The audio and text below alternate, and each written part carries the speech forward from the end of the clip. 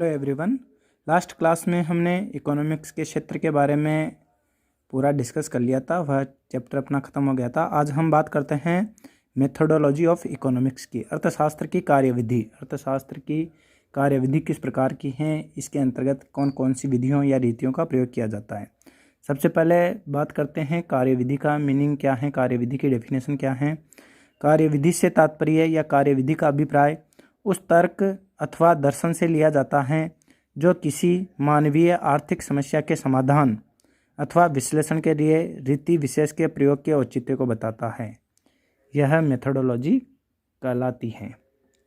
यानी कोई भी यदि मानवीय इकोनॉमिक प्रॉब्लम है तो उसके समाधान विश्लेषण के लिए कौन सी रीति का प्रयोग किया जाए, कौन सी मेथड बेस्ट हैं, उसके प्रयोग के औचित्य को मेथोडोलॉजी बताती है।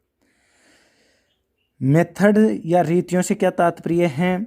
जिन तरीकों, प्रक्रियाओं एवं प्रणालियों का प्रयोग आर्थिक सिद्धांतों एवं नियमों के प्रतिपादन में किया जाता है उन्हें अर्थशास्त्र के विश्लेषण की रीतियां या मेथड्स या विधियां कहा जाता है।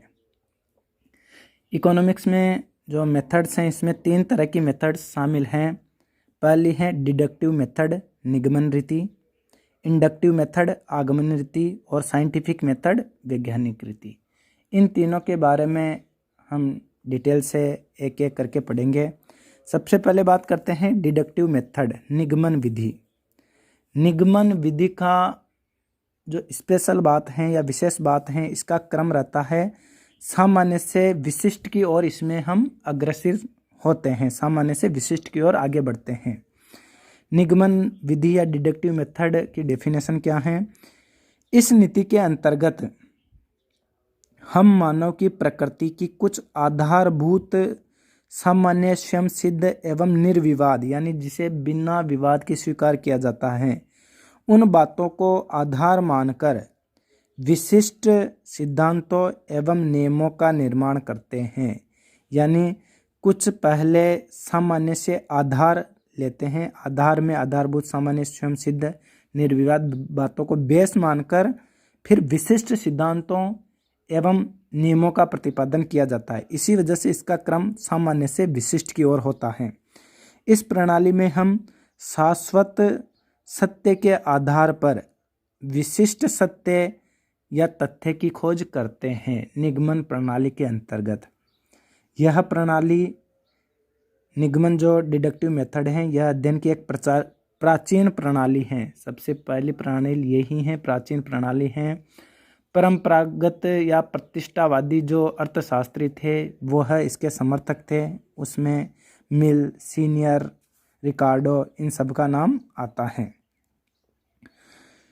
निगमन रीति के अन्य नाम कौन कौन से अन्य नाम हैं या डिडक्टिव मेथड को और अन्य किन किन नामों से जाना जाता है?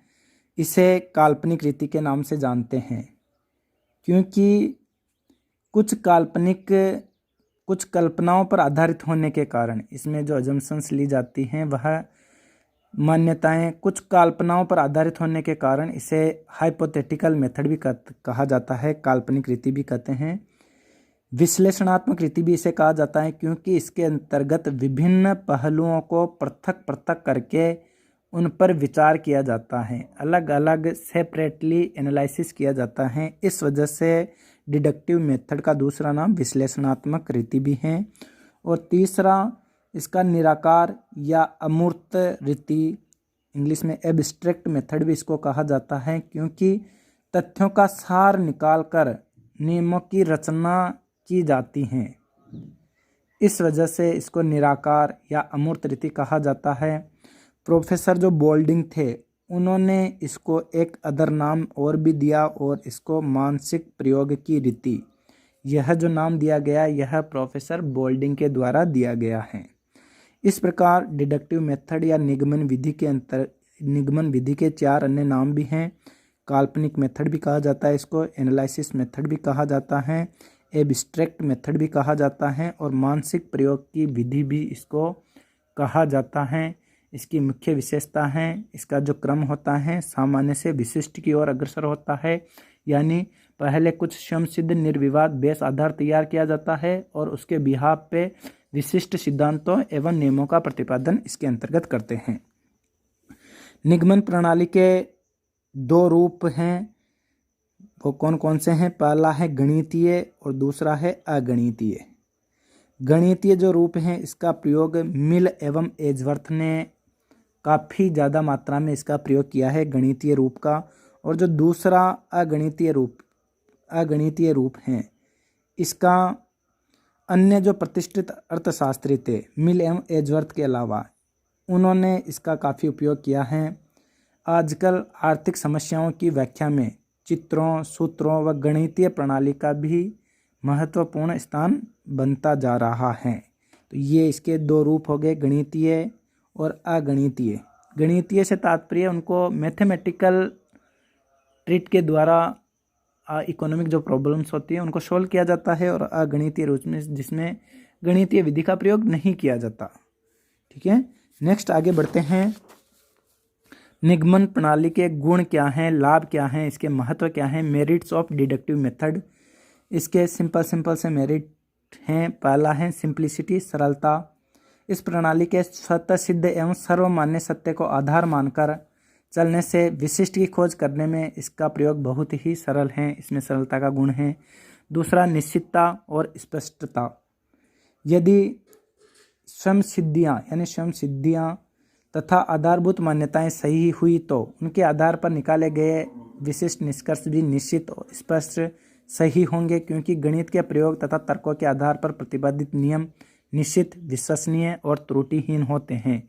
यानी यदि इसका बेस यदि सत्य हैं तो जो निष्कर्ष निकलेंगे वो भी सत्य ही होंगे, क्योंकि मैथमेटिकल ट्रीटमेंट में गलतियों के चांस बहुत कम होते हैं। तीसरा है यूनिवर्सलिटी, सर्वव्यापकता। इस रीति के द्वारा प्रतिपादित नियम अथवा निकाले गए निष्कर्ष हर समय हर दशा उसमें सत्य उतरते हैं, क्योंकि वे मानव की सामान्य प्रकृति एवं स्वभाव पर आधारित होते हैं, जैसे सीमांत उपयोगिता हार्स नियम, सम सीमांत उपयोगिता नियम आदि इसी के परिचायक हैं, इसी विधि से निकाले गए हैं।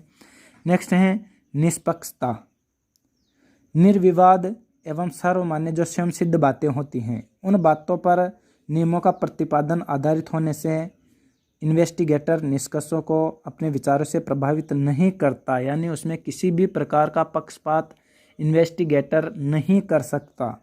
अतः इस रीति के प्रयोग में पक्षपात का भय नहीं है, जबकि जो अन्य विधियां हैं उसमें पक्षपात का भय ज़्यादा होने की संभावना रहती है।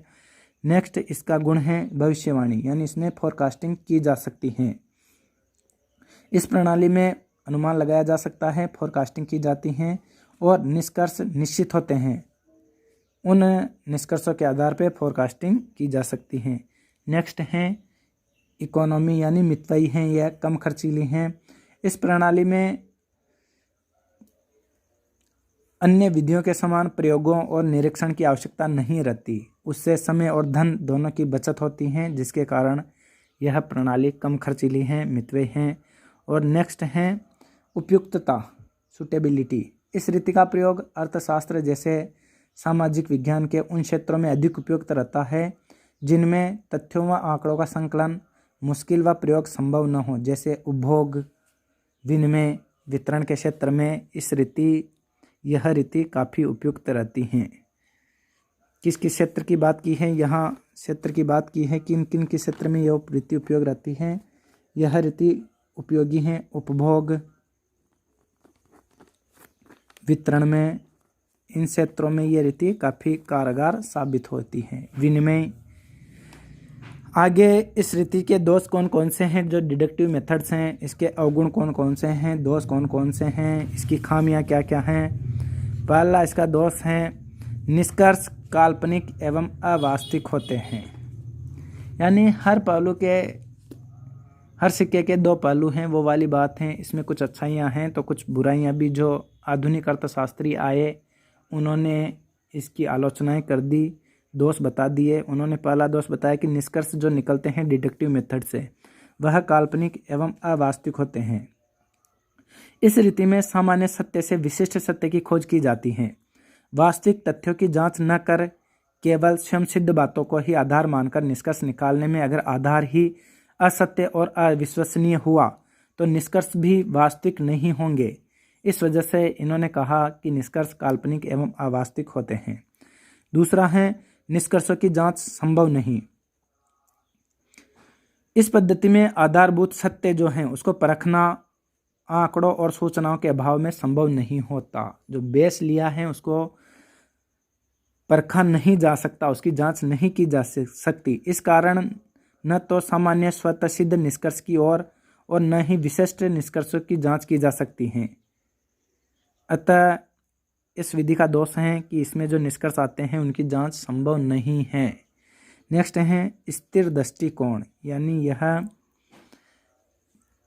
परिवर्तनशील दृष्टिकोण नहीं अपनाती। इस रीति या यह विधि परिवर्तन अर्थव्यवस्था में एक क्रियात्मक शक्ति का अध्ययन अन्य क्रियात्मक शक्तियों व परिस्थितियों को स्थिर मानकर निष्कर्ष निकालती है। अतः अर्थशास्त्र का अध्ययन स्थिर दृष्टिकोणों से ही हो पाता है। डायनेमिक दृष्टिकोण की उपेक्षा की जाती है, जबकि इकोनॉमिक्स बदलती रहती है, अर्थशास्त्र बदलता रहता है। यहाँ इस विधि ने डायनेमिक इकोनॉमिक्स या डायनेमिक जो अप्रोच है, प्रावेगिक दृष्टिकोण है, उसकी उपेक्षा की है। स्थिर दृष्टिकोण को ज़्यादा महत्व दिया है, ये आलोचना गिनाई है। और लास्ट है निष्कर्षों में सर्वव्यापकता का अभाव, यानी सभी जगह इसके जो निष्कर्ष हैं वह सभी जगह सही नहीं होते हैं। आर्थिक दशाएं स्थान, समय और परिस्थितियों के साथ साथ निरंतर परिवर्तित होती रहती हैं। सामाजिक, राजनीतिक, धार्मिक एवं तकनीकी भिन्नता के कारण निगमन प्रणाली से निकाले गए निष्कर्ष प्रायः सार्वभौमिक एवं सर्वकालिक नहीं होते। जैसे इन्होंने एग्जाम्पल भी बताया है कि जो फ्री ट्रेड पॉलिसी हैं, जो पहले विकसित राष्ट्रों के लिए ही उपयुक्त थी, अब वह विकसित राष्ट्रों के लिए भी उपयुक्त नहीं मानी जाती। फ्री ट्रेड पॉलिसी, स्वतंत्र व्यापार नीति, पहले विकसित राष्ट्रों के लिए इसे बहुत ही अच्छा माना जाता था, लेकिन अब फ्री ट्रेड पॉलिसी की जगह प्रोटेक्शन जो पॉलिसी है उसको बढ़ावा दिया जा रहा है। तो ये इसके 4 इन्होंने दोष एवं हानियां बताए हैं। धन्यवाद। कल हम दूसरा जो मेथड्स हैं वो पढ़ेंगे, आगमन प्रणाली। धन्यवाद।